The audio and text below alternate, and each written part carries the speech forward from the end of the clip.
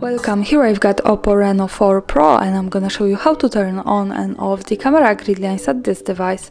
So at first we have to tap on the camera button here to open it, and for now we are in the standard photo mode. From here let's go to the right corner. By tapping on this button we get access to more options we can manage, and now let's go to this button from the right.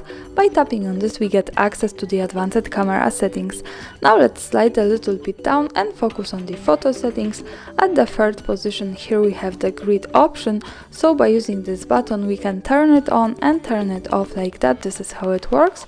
For now let me keep this turn it on. Let's go back to the camera to see the grid lines. As you can see, it shows us these lines, and this is helpful when we want to use the rule of thirds in photography and making experiments with composition.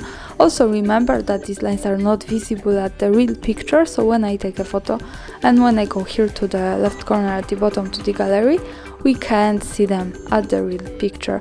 So these lines are only to help us taking better photos.